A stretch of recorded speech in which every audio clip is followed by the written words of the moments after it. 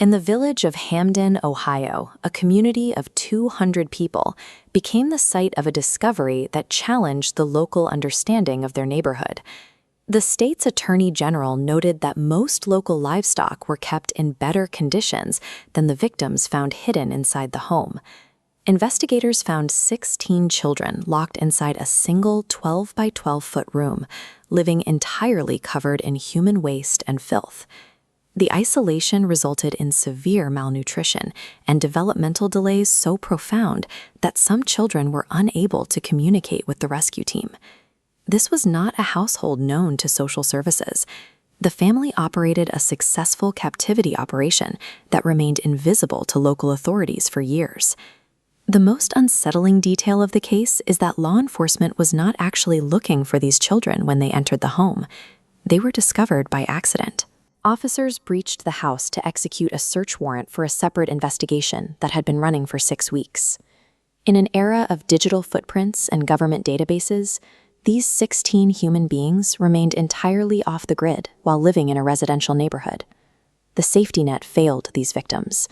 Their rescue relied on a chance encounter, exposing a flaw in how the state tracks its most vulnerable citizens. To maintain anonymity, the family moved constantly, traveling from Wisconsin through several Ohio counties before settling in Vinton County. This strategy worked. Investigators found no medical or government records for any of the children dating back to 2008, erasing them from public view.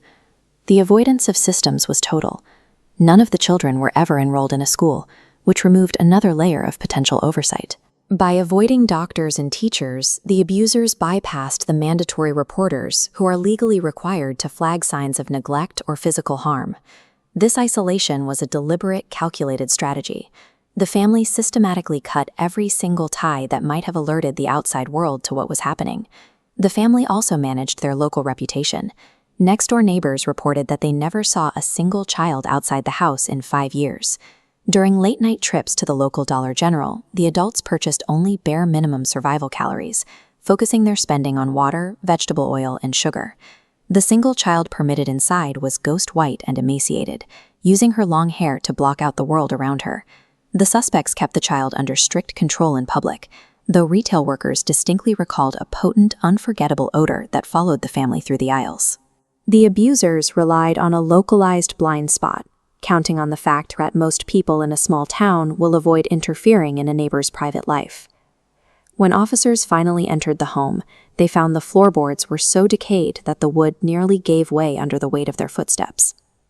The rescue shattered the family's 4-year facade as police pulled 16 children out of a single room that had served as their entire world. The medical response was immediate. Several children were rushed to hospitals in Columbus, with some requiring intubation to stabilize their failing systems. The long-term damage is evident in the oldest victim, an 18-year-old who possesses no literacy skills and is unable to spell her own name. While the children are now in safe environments, the cognitive and emotional effects of years spent in total confinement will require a lifetime of support. The parents and grandparents now face dozens of felony charges for child endangerment, with the potential for more than a century in prison. The guilt expressed by neighbors on Omar Street reveals how difficult it is to detect abuse when a family avoids all public interaction. This diagram shows the specific failure point. The abusers thrived in the gap where school enrollment, medical records, and community awareness failed to overlap. This case illustrates how the most severe atrocities can persist right next door, as long as the perpetrators avoid every point of institutional contact.